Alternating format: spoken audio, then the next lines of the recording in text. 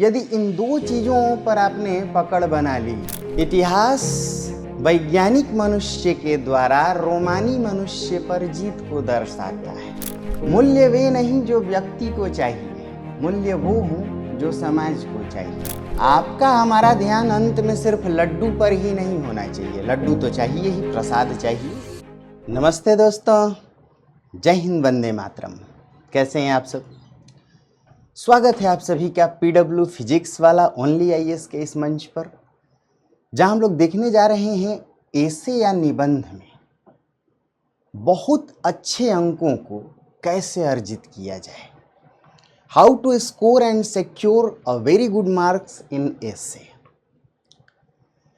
Hindi medium में जब हम लोग निबंध लिखते हैं तो उसकी अपनी एक पहचान है, उसकी एक प्रकृति है। और जब निबंध की बात करते हैं तो इसे कैसे अति अंकदायी बनाया जाए, इसकी प्रकृति को कैसे समझा जाए। यदि इन दो चीजों पर आपने पकड़ बना ली, यानी अंक कैसे बढ़ाएं, यही तो चाहिए हमें। अधिक अंक चाहिए, हाई स्कोर चाहिए। निबंध में 250 में बढ़िया स्कोर कैसे लाएं? तो पहली बात कि 250 में मैक्सिमम मार्क्स हम कितने लाएं, और दूसरी बात कि निबंध की प्रकृति को हम कैसे पहचानें, निबंध के नेचर को कैसे पहचानें, किस तरीके का निबंध है। पिछले 7-8 वर्षों से यदि आप निबंध के प्रश्नों को देख रहे हैं तो अब देखिए प्रश्न कैसे आ रहे हैं। जैसे कुछ इस तरीके के निबंध के टॉपिक आ रहे हैं। अतीत जीवन का आयाम है,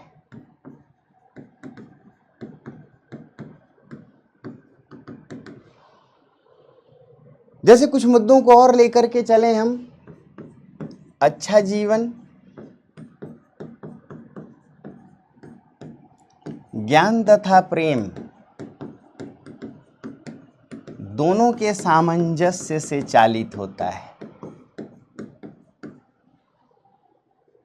कमाल की बात है, जरा ऐसे मुद्दों को देखिए। सत्य ही यथार्थ है, सत्य ही यथार्थ है तथा यथार्थ ही सत्य है।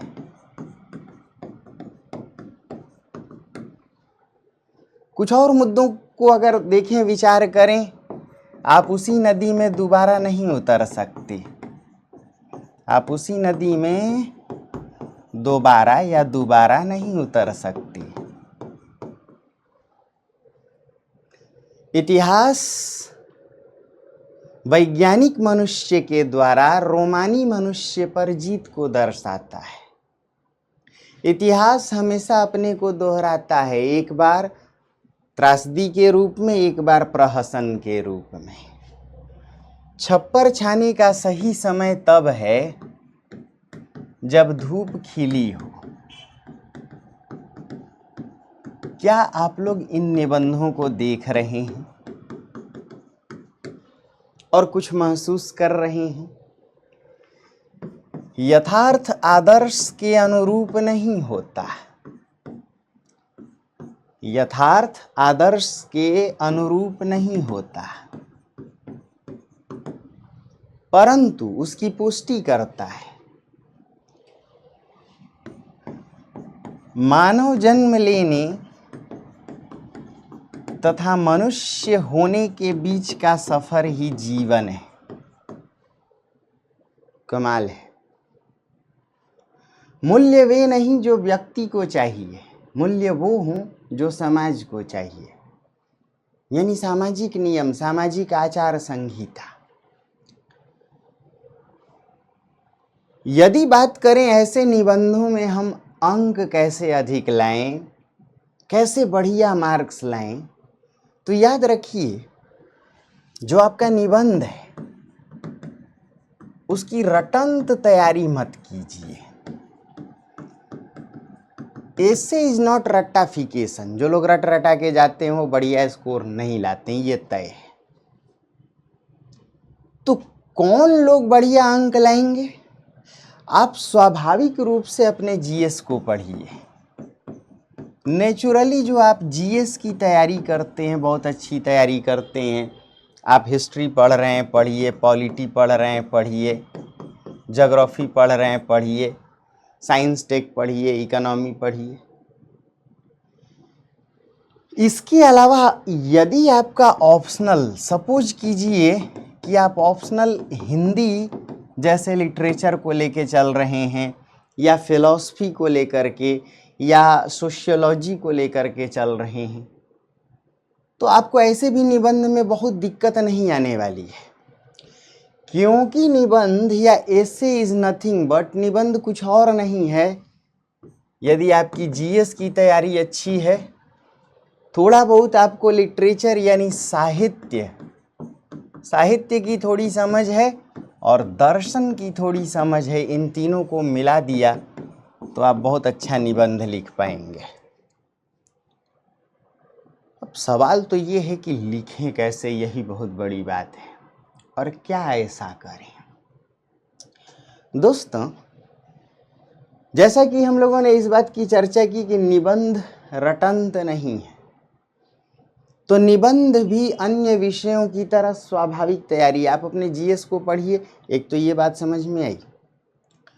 दूसरी चीज कि आप अपने परिवेश को बहुत अच्छी तरह जानने की कोशिश कीजिए। आपका जो आसपास का माहौल है, आपकी जो जीवन शैली है, आपकी जो जीवनचर्या है, यदि आप उससे जुड़े हुए हैं तो आपका निबंध ऐसे ही अच्छा होगा और बढ़िया उसमें अंक लाएंगे। कैसे?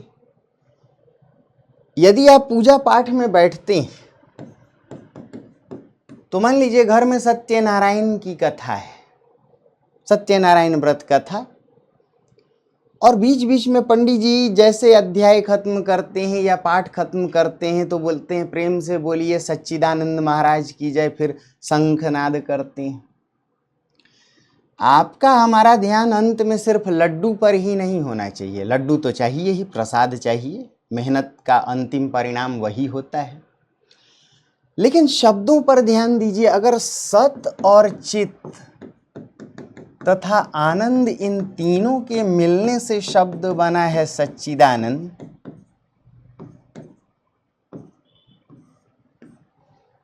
तो इसमें सत का क्या मतलब है और चित का क्या मतलब है? क्योंकि निबंध आ रहा है, देखिए, सत ही यथार्थ है, यथार्थ ही सत है। मैंने कहा कि अपने परिवेश को खूब अच्छी तरह समझिए। अगर आप परिवेश को नहीं समझते हैं, अपने आसपास की चीज़ों पर आपकी नज़र नहीं है, उन्हें खूब अच्छी तरह से जानने की कोशिश नहीं कर रहे हैं, आप मेट्रो में चल रहे हैं, बस में जा रहे हैं, पैदल जा रहे हैं, सड़क के किनारे रास्ते में कोई बोर्ड टंगा है, उस पर अगर आपका ध्यान नहीं है, तो निबंध तो छोड़िए, आईएएस बनना भी टफ है। इसीलिए खुली आंखों से जीवन को जीने की कोशिश कीजिए और जहाँ कुछ आए उसे जानने की कोशिश कीजिए। अब जैसे शायद आपको इसकी समझ हो कि सत्य का अर्थ होता है अस्तित्व, एग्जिस्टेंस, और चित्त का अर्थ होता है चेतना, और आनंद का सही अर्थ होता है सुख दुख दोनों से परे। ना सुख में सुखी होना, ना दुख में दुखी होना। कोई भी भौतिक वस्तु, उसमें एग्जिस्टेंस है, यही इसका सत्य है। और अगर कोई भौतिक वस्तु जीवित भी है तो उसमें सत्य, एग्जिस्टेंस भी है और चित, चेतना भी है। हम कॉन्शस लोग भी हैं, हमारा अस्तित्व है, हम चलते हैं, हम उठते हैं, हम बैठते हैं। और आनंद, देखिए, हम सब लोग हाड़ मांस के जीव हैं, इसलिए हम लोग आनंदमयी सत्ता नहीं है। क्योंकि हम थोड़े पैसे आ जाएं तो बहुत उछलने लगते हैं, पैसे ना हो तो रोने लगते हैं। आनंद का अर्थ ही सुख और दुख दोनों से अलग, परे होना। भगवान कृष्ण कहते हैं गीता में अर्जुन को, स्थित प्रज्ञ बनो। सामने दादाजी हैं, ये सोच करके उन पे बाण चलाना है, डर रहे हो, रो रहे हो, सुख दुख से परे बुद्धि को स्थित बनाइए, स्थिर बनाइए। अब समझने लायक बात है कि सत चित आनंद तीनों को मिला दिया जाए तो सच्चिदानंद, ये तो ब्रह्म या ईश्वर। लेकिन हर वस्तु में सत है, उसका अस्तित्व है। कोई भी भौतिक वस्तु सत से जुड़ी हुई है। हम जिसे देखते हैं, हम जिसे समझते हैं, जो भी पदार्थ है उसका अस्तित्व है, उसका एग्जिस्टेंस है, उसमें सत तत्व है। अब यथार्थ का क्या अर्थ होता है? दिन भर हम लोग बात करते हैं यथा अर्थ। कोई चीज जैसी है उसी अर्थ में समझना। ये डिजिटल मार्कर या पेन है, बेलनाकार या सिलेंड्रिकल है, इसका रंग काला है, करेक्ट है। अब ये बेलनाकार है, काला है, एक भौतिक वस्तु है, इससे लिखते हैं जो है जैसा है वैसा ही उसको देखना और उस पर चर्चा करना, यही यथार्थ है। थोड़ा सा और आगे बढ़े तो मार्क्स का भी जो दर्शन है वो भी सामाजिक यथार्थ है। मार्क्स ने कहा कि आंखों से ओझल या आंखों से परे जो सत्ता है, परलोक, ईश्वर, अतीत, उस पे मत जाइए। आंखों से ओझल कोई सत्ता है ही नहीं, ईश्वर नहीं है, परलोक नहीं है। तो फिर किसमें विश्वास कीजिए? सामाजिक यथार्थ, आंखों के सामने प्रत्यक्ष प्रतिजोड़ा आंखों के सामने जो है उसी में विश्वास कीजिए और जैसा है उसे मानिए। इसलिए मार्क्स का दर्शन यथार्थवाद है। वर्तमान पर विश्वास कीजिए, आंखों के सामने जो जीवन है, जो समाज है, उस पर विश्वास कीजिए, प्रत्यक्ष जीवन में विश्वास कीजिए, लौकिक जीवन में विश्वास कीजिए, ना कि पारलौकिक। अब यदि मार्क्स के दर्शन को आप समझ रहे हैं यथार्थ, और मार्क्स का दर्शन आपके जीएस में पढ़ना है फॉर योर काइंड इंफॉर्मेशन, और घर में पूजा पाठ में भी मन लगा रहे हैं, शब्दों को समझ रहे हैं, तो समझ लीजिए कि आपको निबंध में कोई परास्त नहीं कर सकता। ऐसे ही दोस्तों, जैसा कि हमने कहा कि निबंध में कैसे अच्छे अंक लाएं, तो पहली चीज कि निबंध की प्रकृति को समझिए, और उसकी प्रकृति समझना कोई टेढ़ी खीर नहीं है। अपने आसपास के परिवेश को खूब अच्छी तरह समझिए। अब मान लीजिए कि छप्पर छाने का सही समय वह होता है जब धूप खिली हो। यदि आप गांव देहात में घूमे तो आपको इस निबंध को लिखने में कोई परेशानी नहीं आएगी। अंग्रेजी में दिन भर आप लोग डायलॉग देते हो, prevention is better than cure. सावधान रहना, सतर्क रहना, सुरक्षित रहना, यह सबसे बड़ा इलाज है। इलाज कराने से बेहतर है कि आप सचेत रहें, सावधान रहें, संयमित रहें। वास्तव में ये निबंध ऐसा ही है। अगर आप गांव देहात से हो तो घरों में दोस्तों पहले खपड़ैल छप्पर या छत हुआ करती थी। खपड़े से उनको हम छाते थे, और हर बार बारिश से पहले, वर्षा ऋतु यानी आषाढ़ से पहले, आषाढ़ समझते हैं, ये जून जुलाई, उससे पहले यानी अप्रैल मई में जब खूब धूप खिली होती थी तो हम उस छप्पर को फिर से छाते थे, मरम्मत करते थे। उसमें जो खपड़ा है, नरिया जो है, पथुआ है, अगर आपने देखा होगा तो उन्हें एक तरीके से सांचे में ढालते थे। खपड़ा एक तरीके से खपड़ा पारा जाता था या सांचे में ढाला जाता था। कुम्हार अक्सर बनाते थे, उन्हें पकाते थे। अगर धूप खिली है तो उनको छाते समय मिट्टी का जो गिलावा है, एक तरीके से लेप कह लीजिए या पेस्टिंग प्रणाली कह लीजिए, चिपकाने वाली प्रणाली, तो धूप खिली होती थी तो छप्पर को अच्छी तरह से, उस छान को, छप्पर को, खपड़ैल छत को बहुत अच्छी तरह से हम छा सकते थे। फिर बारिश के दिनों में सुकून की जिंदगी जी सकते थे। वर्षा से बचते, नमी आर्द्रता से बचते, वस्तुओं को गीला होने से बचाते, यानी अपने संपत्ति की भी रक्षा करते, अपनी भी। लेकिन बारिश ऋतु शुरू हो जाने पर अगर आप छप्पर छा रहे हैं तो एक तो बारिश की वजह से आप हमेशा काम में व्यवधान पाएंगे, ऊपर से उस गिलावा को, उस पेस्ट को या मिट्टी के ही पेस्ट को ठीक से लगा नहीं पाएंगे, छप्पर ठीक से वो चिपकेगी नहीं चीज़ें, या कपड़ा उसमें एक दूसरे से चिपकेंगे नहीं। दो चीज़ें होती हैं उसमें, एक नरिया एक पथुआ। अगर गांव देहात घूमे हो तो जब आप लोग झोंपड़ी देखते हो उस पर खपड़ेल, आजकल तो शहरों में भी उसी के आकार की छत बनाते हैं, उसी अंदाज में। अब जरा इसको दूसरे सिस्टम से जोड़िए। तुलसी कहते हैं का बरसा जब कृषि सुखाने, या अब पछतावत होत क्या जब चिड़िया चुग गई खेत, या अवसर बीत जाने पर आदमी पछताता है।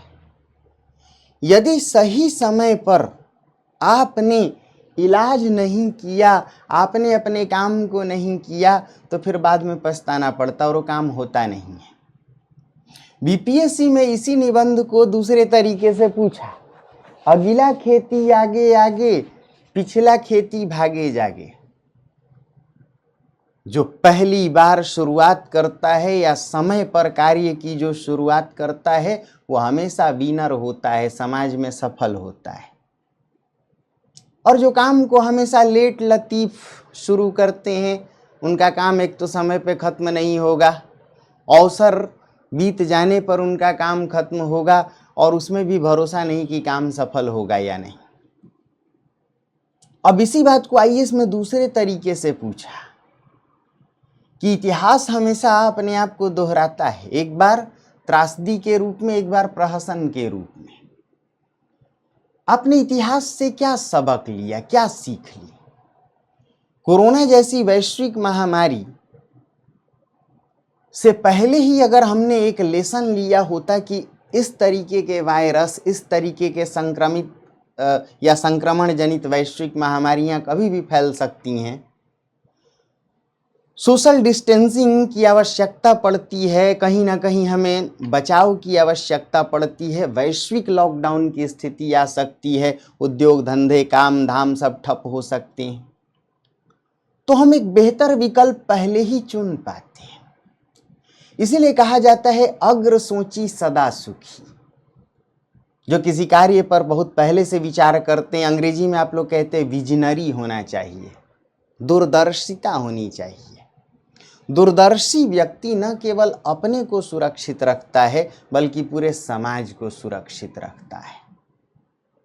दूरदर्शिता के कारण आने वाली समस्याओं को भी हम टाल सकते हैं, दूरदर्शिता से आने वाले संकटों से हम बच सकते हैं। देहातों में एक कहावत है, अगर आपने सुनी हो, कि जब दरवाजे पर बारात आ जाए तो खेत में कद्दू या कुम्हड़ा बोने का क्या फायदा। मान लीजिए आज बारात आई हो दरवाजे पर, आज आप कुम्हड़ा बोने गए तो आज तो अंकुर भी नहीं लेगा, बीज भी 3-4 दिन बाद ही अंकुरित होता है। तो बेहतर है कि 4-6 महीने पहले ही उसे बो दीजिए, उसकी लताएं अच्छी तरह फैल जाएं और फैलने के बाद फिर उसमें फल फूल लगे। इसीलिए इतिहास हमेशा दोहराता, एक बार त्रासदी और एक बार प्रहसन। और सबसे बड़ी बात कि यदि आप दूध से जलने के बाद फिर से गर्म दूध से परहेज नहीं करते, इसीलिए दूध का जला छाछ या मट्ठा भी फूंक फूंक के पीता है, तो आप अपना ही मजाक उड़ाते हैं। एक बार जल गए, दोबारा फिर जल गए। इसीलिए इतिहास से अगर आप सीख नहीं लेते तो इतिहास दोबारा प्रहसन बन के आता है, आपकी हंसी खिल्ली उड़ाने को आता है।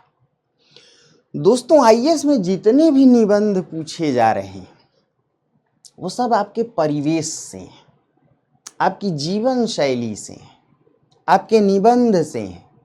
और थोड़ा बहुत उसमें छौंक लगा दीजिए लिटरेचर का, थोड़ा बहुत उसमें छौंक लगा दीजिए दर्शन का, यानी लिटरेचर और फिलॉसफी, साहित्य और दर्शन को मिला दीजिए। आपसे बढ़िया निबंध कोई लिख नहीं सकता। निबंधों में अच्छे अंक लाने के लिए आपको शब्द, विचार और भाव, इन तीनों के साथ संकल्पनाओं का सामंजस्य बैठाना होगा। ये है क्या? छोटे छोटे शब्दों पर पकड़ बनाइए। धर्म किसे कहते हैं, दर्शन किसे कहते हैं, यथार्थ का क्या मतलब है, आदर्श का क्या मतलब है। अब जैसे पूछ लिया निबंध कि यथार्थ आदर्श के अनुरूप नहीं होता या आदर्श भी यथार्थ के अनुरूप नहीं होता, इसको उल्टा कर दीजिए तो बात आसानी समझ में आएगी। आदर्श यथार्थ के अनुरूप नहीं होता, परंतु उसकी पुष्टि करता है। जब तक आप यथार्थ और आदर्श का अंतर नहीं समझेंगे, आप निबंध कैसे लिखेंगे? और न जाने इस पर कितने निबंध पूछे गए। सपने वो जो सोने ना दें, या सपने वो नहीं जो नींद में देखे जाएं, सपने वो जो नींद भगा दें, जगा दें। एपीजे कलाम साहब। दोस्तों, आदर्श का अर्थ है स्वप्नशीलता, सपना, भविष्य की कल्पना। और यथार्थ का मतलब होता है वर्तमान का सत्य। हमारा वर्तमान का सत्य जो है वो थोड़ा गड़बड़ हो सकता है, हम भविष्य में उसे सुधारना चाहते हैं। इसीलिए हम लोग अपने बारे में भी कहते हैं मेरे आदर्श गांधी हैं, मेरे आदर्श अटल बिहारी वाजपेयी हैं, मेरे आदर्श एपीजे कलाम हैं, मेरे आदर्श सुभाष चंद्र बोस हैं। आप किसी को सचिन तेंदुलकर को, विराट कोहली, लता मंगेशकर, किसी को आदर्श बना सकते हैं। आदर्श का अर्थ होता है कि भविष्य में जो हम सपना संजोए हुए, हम वैसा बनना चाहते हैं। वुड बी, ऐसा होना चाहिए, भविष्य में मुझे बनना है। I would like to be. और यथार्थ का अर्थ है जो हम हैं। आदर्श जो हमें होना है या बनना है। निश्चित तौर पर हमारे जो सपने हैं वो अनगिनत हैं। सपनों में कहीं ना कहीं सुरखाब के पर लगे होते हैं। सपने जो हैं वो काल्पनिक होते हैं, उनमें कल्पना की दुनिया होती है। ऐसा भी है कि उसमें बहुत सारे पूरे नहीं होते, लगभग मान के चलिए 70% पूरे नहीं होते। लेकिन जो सपना देखेगा वही तो अपने जीवन को साकार करेगा। इसीलिए डायलॉग दिया जाता है कि सपना देखिए कम से कम पहाड़ का, तो गिरते गिरते ताड़ पे आएंगे। ताड़ का सपना देखेंगे, ताड़ समझते हो ना, खजूर, ताड़। ताड़ का सपना देखेंगे तो झाड़ पे गिरते गिरते आएंगे। पहले से ही अगर झाड़ का सपना देख लिया तो कहाँ गिर के आएंगे। अगर झाड़ का सपना देखा दोस्तों तो गिर करके हम एक ऐसी जगह पर आएंगे जिसे रसातल कहते हैं या भूतल कह सकते हैं। मुंह के बल गिरेंगे, चारों खाने चित।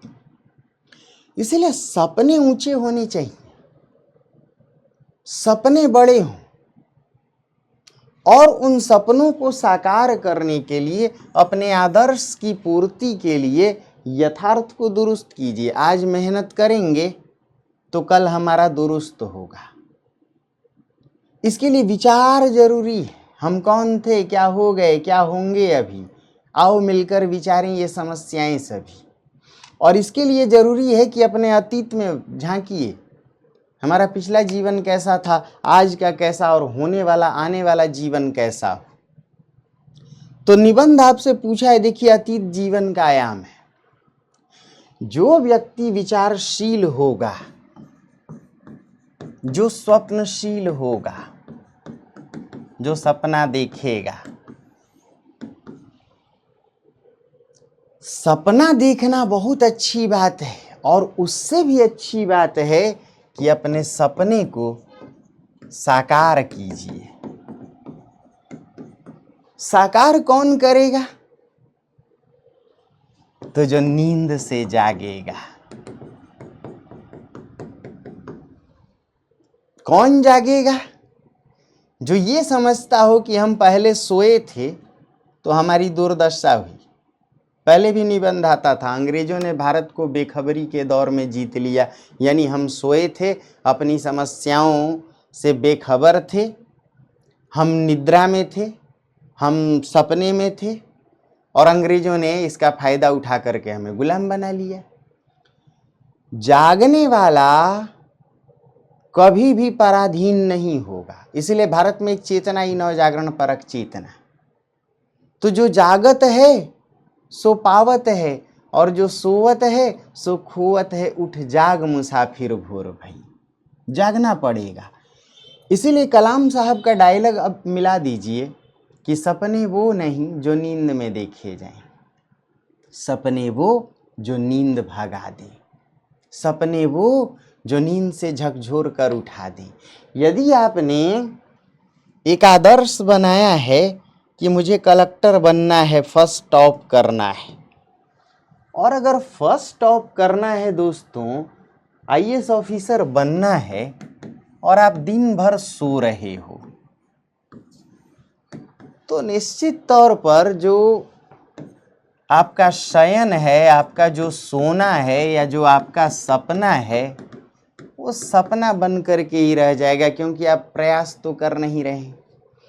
लेकिन अगर आपने एक ऐसा सपना देखा और इस सपने को पूरा करने के लिए, साकार करने के लिए early to bed early to rise कम सो रहे हैं, काकचेष्टा वको ध्यानम स्वान निद्रा तथैव च अल्पहारी गृह त्यागी विद्यार्थी नाम पंचलक्षणम। मैंने क्यों कहा कि निबंध वही अच्छा लिखेगा जिसे समझ हो अपने परिवेश।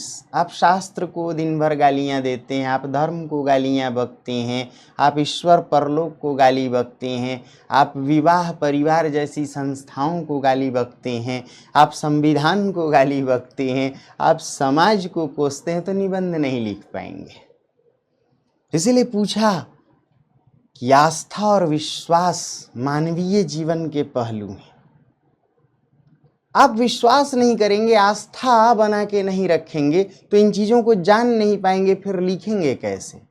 अब देखिए, हमारे शास्त्रों में ऐसी बातें, सुभाषितानी पढ़िए, हितोपदेश पढ़िए, विद्यार्थियों के 5 लक्षण अगर जानते हैं तो उसमें कागचेष्टा, बगुले की तरह ध्यान, कुत्ते की तरह नींद, कम भोजन, संतुलित संयमित भोजन करना, और माया मोह से दूर। घर के पचड़े में अगर पड़े रहेंगे, घर समाज परिवार सबके, अरे कुछ दिन अपने आप को उन चीज़ों से दूर रखिए। अब इसका अर्थ नहीं कि उन्हें कोसिए, तब आप पढ़ पाएंगे। ये विद्यार्थियों के 5 लक्षण हैं, और यहाँ उसी की बात की जा रही है कि वही सपना साकार करेगा, वही अपने आदर्श की पूर्ति करेगा जो आज के वर्तमान में मेहनत कर रहा है, तप रहा है। सोना तप कर ही कुंदन बनता है। तो समझने लायक बातें हैं कि जितने भी ऐसे निबंध आ रहे हैं, अतीत जीवन का आयाम है,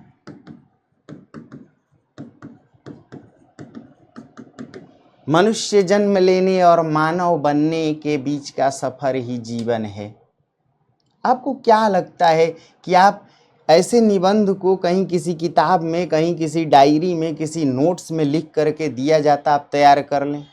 मान लीजिए मैं इसको तैयार करा दूं, अतीत जीवन का आयाम है, या फर्ज कर लीजिए कि मैं आपको तैयार करा दूं, मनुष्य जन्म लेने और मानव बनने के बीच का सफर ही जीवन है। आपने एक निबंध तैयार किया और अगली बार दूसरा निबंध आ गया, क्या कभी आपने सोचा है कि हम हाड़ मांस के पशु तुल्य जन्म लेते हैं? हम में और पशु में अंतर नहीं है। और ये सब आप कहीं से पढ़ नहीं रहे हैं। बचपन से दादा दादी के पास बैठिए, नाना नानी की कहानियों को सुनिए, माता पिता के आदर्शों को सुनिए, तो आप तो बस मोबाइल में चिपके हुए हैं। ना तो आप अतीत या परंपरा से जुड़े हुए हैं, ना ही आप फैमिली वैल्यू से जुड़े हुए हैं, ना ही अपने धर्म दर्शन को आप समझते हैं, अपने संस्कारों को समझते हैं। आप चाहे किसी भी धर्म से जुड़े हों, किसी भी संप्रदाय, सभी धर्म सभी संप्रदायों में बहुत अच्छी बातें, उनको समझिए। तो आप इन मूल्यों को समझेंगे नहीं तो ऐसे निबंध लिखेंगे नहीं। अब यदि आप बूढ़े बुजुर्गों के पास बैठते तो लोग आपको सुनाते कि मनुष्य और पशु में कोई अंतर नहीं है। आहार, निद्रा, भय और मैथुन। वास्तव में जो मनुष्य है जब जन्म लेता है तो वह पशु की तरह है। दोनों में कोई अंतर नहीं है। दोनों खाते हैं, दोनों डरते हैं, दोनों सोते हैं, दोनों बच्चे पैदा करते हैं। आहार, निद्रा, भय, मैथुनं च सामान्य में तत् पशु भी नराणाम। पशु और मनुष्य में कोई अंतर नहीं, चारों चीजें सामान्य हैं। तो फिर अंतर क्या है? अंतर है धर्म। धर्मो हि तेषाम् अधिको विशेषो धर्मेण हीना पशु भी समाना। धर्मेण से जो हीन मनुष्य है वो पशु के समान है। What it does mean? धर्म विहीन मनुष्य हर हाल में हाड़ मांस का पशु ही है, वो मानव नहीं है। तो वास्तव में धर्म है क्या? परहित सरिस धर्म नहीं भाई, परोपकार से बढ़कर के कोई धर्म नहीं है। धर्म न दूसर सत्य समाना, सत्य से बढ़कर के कोई धर्म नहीं है। अहिंसा परमो धर्म। न्यायार्थ अपने बंधु को भी दंड देना धर्म है। अब जरा सोचिए, धर्म क्या है? तो न्याय, परोपकार, सत्य, अहिंसा, सेवा, त्याग, बंधुत्व, इन मूल्यों का पालन ही धर्म है। और इसी धर्म का पालन मानवता है। मनुष्य जब जन्म लेता है तो पशु की तरह है, स्वार्थी है। वो हाड़ मांस का एक जीव है, एक लोथड़ा है। लेकिन पाशव से पशु से मानव बनने की प्रक्रिया, यानी मनुष्य जन्म लेने और मानव बनने की जो प्रक्रिया है, वही वास्तव में जीवन है, या मानव जीवन है, या धर्म है। तो हम जन्म लेते हैं, जन्म लेने के बाद यदि सेवा, परोपकार, अहिंसा, न्याय, मानवता, ऐसे मूल्यों को सीख गए, दूसरों को पीड़ा नहीं देना, दूसरों को कष्ट नहीं देना। जैन धर्म, बौद्ध धर्म को पढ़ेंगे तो सत्य, अस्तेय, अहिंसा, परिग्रह, संयमित रहना, महिलाओं की इज्जत करना, यौन शोषण से अपने को दूर रखना, घरेलू हिंसा से स्वयं को दूर रखना, नारी सशक्तिकरण की बात करना, समाज को चोरी, बलात्कार, व्यभिचार से बचाना, यही वास्तव में मानव का धर्म है। तो जन्म लेने के बाद जब आप इन मूल्यों को अपनाते हैं तो आप मानव बनते हैं। लेकिन इन मूल्यों को अपनाना वास्तव में पूरे जीवन भर की साधना है। व्यक्ति संपूर्ण जीवन देकर ही इन मूल्यों को सीख पाता है, इन मूल्यों को समझ पाता है। और इसके लिए क्या जरूरी है कि आप स्वार्थ को त्याग दें, आप छोटी सोच बदल दें, तो पूरी दुनिया आपको अपनी नजर आएगी। अयम निज परो वेति, ये मेरा है, ये दूसरे का है। गणना लघु चेतसाम, ये सोच छोटी सोच है। ऐसी बात छोटी सोच वाले ही करते हैं। तो बड़ी सोच क्या है? बड़ा दिल रखना। बड़ा दिल क्या है? पूरे विश्व को परिवार मानना, उदार चरितानाम तू वसुधैव कुटुंबकम। ये भाव आ जाना ही मानव बनना है। और इसीलिए इस भाव के आते ही हम कहने लगते हैं सर्वे भवन्तु सुखिनः, सभी सुखी हों, सिर्फ मैं नहीं। जब सबके सुखी होने की बात करती हैं तो आप गांधी बनते हैं, और जब आप गांधी बनते हैं तो आप सर्वोदय की बात करते, सबका उत्थान हो। जब आप गांधी बनते हैं तो सत्याग्रह, अहिंसा, सत्य, इसकी बात करने लगते हैं, अहिंसा की। इसलिए मनुष्य से गांधी बनना या मनुष्य जन्म लेने के बाद मानव बनना एक लंबी प्रक्रिया है। छोटी सोच को त्याग कर उदार चरित्र वाला बनना है, विशाल हृदय वाला बनने का नाम है, यानी पूरे समाज के कल्याण की बात करना है। करेक्ट। अब आप ये कहेंगे कि ठीक है, आपको तो ये सारी चीज़ें आती हैं, आप इतने साल से निबंध पढ़ा रहे हैं, इसीलिए आप दनादन इन पर बताए जा रहे हैं, लेकिन हम कैसे समझें? हमारे पास तो जब हम परीक्षा देंगे एकदम नए नए टॉपिक आएंगे, हम उनका क्या करें? दोस्तों, घबराइएगा नहीं। आप जीएस खूब पढ़ रहे हैं, आप ऑप्शनल पढ़ रहे हैं, आप नीति शास्त्र पढ़ रहे हैं।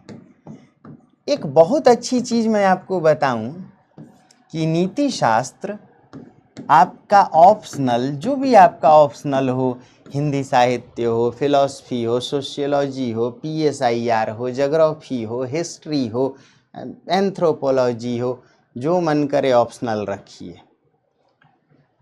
नीति शास्त्र, ऑप्शनल और जीएस, इन तीनों को, जीएस का ही एक पेपर है, नीति शास्त्र 4th पेपर है, लेकिन इसे अलग से मैं बोल रहा हूँ। इन तीनों में जो कंसेप्चुअल शब्द हैं, संकल्पनात्मक शब्द, उन पर 10-10, 20-20 लाइन लिखना सीखिए। जैसे आप जीएस पढ़ रहे हैं, आप इकोनॉमी पढ़ रहे हैं, आप पीएसआईआर पढ़ रहे हैं, और आप आधारभूत संरचना, हमारी और आपकी सबसे बड़ी गलती कि हम लोग एक लाइन में समझ जाते हैं क्या है। इन पर 10-20 लाइन लिखना सीखिए। क्या है, क्यों मनुष्य की जो आधारभूत आवश्यकताएं हैं उन्हीं से मनुष्य जीता है, वो एक तरीके से अनिवार्य आवश्यकताएं हैं, उसी से हम जीवन को आगे विकसित कर सकते हैं। कोई भी राष्ट्र तब तक खुशहाल नहीं हो सकता जब तक न्यूनतम आवश्यकताओं की पूर्ति ना हो सके, और न्यूनतम आवश्यकताओं से ही हम विकसित राष्ट्र की ओर बढ़ते हैं। छोटे छोटे शब्दों पर, कुपोषण पर तैयार कीजिए, क्या इसका मतलब होता है, निर्धनता या गरीबी दुष्चक्र का क्या मतलब होता है, किसे कहते हैं निर्धनता दुष्चक्र। छोटे छोटे शब्द पर जब आप कई तरीके के कैनवास तैयार करेंगे तो आपके आइडियाज बढ़ेंगे, आपके भीतर वैचारिकता बढ़ेगी, आप में लिखने की क्षमता, आपके शब्द या जो वर्ड्स हैं वो बढ़ेंगे, आपके भीतर वोकैब की संरचना होगी, उनकी सर्जना होगी, और फिर छोटे छोटे टॉपिक को बहुत विशाल करके आप लिख सकते हैं, बिना डरे, बिना सहमे। अब दोस्तों, जैसे मान लीजिए निर्धनता दुष्चक्र की हम लोग बात करते हैं, नाम से ही स्पष्ट है, दुष्चक्र यानी कुछ खराब साइकिल होगा। क्या ये साइकिल होगा, है क्या? आपने कभी सोचा कि मुझ जैसा एक निबंध या लिटरेचर का शिक्षक भी इस बात को अगर समझ जाए तो आपको निबंध पढ़ाने में मुझे कितनी सहूलियत आ सकती है? वैसे ही अगर आप समझ गए तो एसे राइटिंग में, आपके जीएस में, इकोनॉमी के प्रश्नों को लिखने में, अन्य भी जो मुद्दे उनको लिखने में कितनी मदद मिलेगी। किसी देश की यदि जनसंख्या अधिक है, जनसंख्या विस्फोट है, तो जनसंख्या विस्फोट से दोस्तों एक भारी समस्या जन्म लेगी, प्राकृतिक संसाधनों पर दबाव। यदि प्राकृतिक संसाधनों पर दबाव बढ़ेगा तो याद रखिए आधारभूत सुविधाएं कम होंगी, रोटी कपड़ा मकान की समस्या बढ़ेगी, अवसंरचनात्मक इंफ्रास्ट्रक्चरल फैसिलिटीज की कमी होगी। अब ऐसे में शिक्षा का अभाव और रोजगार का अभाव, तो शिक्षा और रोजगार का अभाव जब होगा तो निम्न जीवन स्तर, यदि निम्न जीवन स्तर में हम जिएंगे तो आपको क्या लगता है कुपोषण से हम मुक्त होंगे? बिल्कुल नहीं, कुपोषित होंगे। और जब हम कुपोषित जीवन जिएंगे तो याद रखिए उच्च मृत्यु दर, स्वास्थ्य संबंधी समस्याएं, फिर से कई तरह की बीमारियां, समाज पूरा कमजोर होगा। और जहां समाज कमजोर हो, समाज कुपोषित हो, शिक्षा की कमी हो, उस समाज में फिर से जनसंख्या विस्फोट। क्योंकि आप लोग खूब इकोनॉमी पढ़ते हो, रोजगार के संसाधन न हो, जीवन में मनोरंजन के उपाय न हो, जीवन में और कोई विकल्प न हो, तो फिर जनसंख्या बढ़ती है, लोगों की सोच छोटी होती है, लोग इतनी अच्छी वैचारिकता नहीं ला पाते या हाई थिंकिंग नहीं रख पाते, उनके भीतर पोषित विचार नहीं आ पाते, और फिर जनसंख्या विस्फोट, आधारभूत सुविधाओं की कमी, प्राकृतिक संसाधनों पर दबाव। यह है निर्धनता दुष्चक्र। इसमें छोटी छोटी जो चीजें हैं उसको अगर आप समझ रहे हैं, क्योंकि जो निबंध लिखते हैं, मान लीजिए निबंध क्या है, आप कहीं निबंध आर्थिक टाइप का लिखते हैं, कहीं सामाजिक सांस्कृतिक लिखते हैं, साहित्य समाज का दर्पण है, सभ्यता और संस्कृति, इसी टाइप के निबंध आते हैं। साहित्य और समाज का निश्चित अंतर संबंध है। जैसे पिछली बार पूछा, कवि संसार का अनधिकृत किंतु मान्य विधायक है। कवि को किसी ने ये डेजिग्नेशन या पोस्ट नहीं दिया कि वह समाज का नियम बनाए, लेकिन वह समाज का, संसार का एक मान्य विधायक, विधान बनाने वाला, नियम बनाने वाला है। जहां न पहुंचे कवि, जहां न पहुंचे रवि, वहां पहुंचे कवि। अपने समाज में तुलसी की रचना रामचरितमानस को समाज का विधान कहा गया। तुलसी अपनी उस रचना से बताते हैं राजा कैसा हो, प्रजा कैसी हो, दोस्त कैसा हो, जे न मित्र दुख हो ही दुखारी, तीनहि बिलोकत पातक भारी। तो कहने का आशय ये है कि निबंध जो है या तो आर्थिक या सामाजिक या साहित्यिक निबंध होगा या विज्ञान टेक्नोलॉजी पर आधारित होगा, या फिर संभव है कि निबंध कृषि उद्योग जगत से जुड़ा होगा। ये भी संभव है कि निबंध वैश्विक परिवेश से जुड़ा हो, समसामयिक हो। निबंध के अपने अपने रूप हैं। निबंध प्रकृति से जुड़ा हो सकता है, पर्यावरण से जुड़ा हो सकता है, निबंध नारी से जुड़ा हो सकता है। आजकल नारी को, हालांकि ये समाज का ही विषय है टॉपिक, नारी महिला सशक्तिकरण, लेकिन इसे थोड़ा अलग करके देखिए।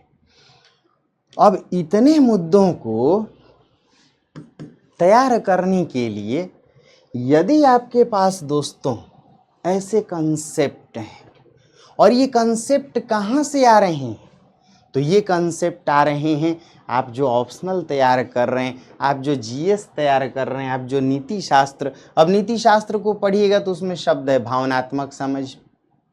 भावनात्मक समझ में देखिए दो चीजें, भावना भी समझ भी, यानी कहीं ना कहीं इमोशनल कोशेंट भी चाहिए और इंटेलिजेंट कोशेंट, यानी एक बौद्धिकता भी और एक भावुकता, दोनों का सामंजस्य।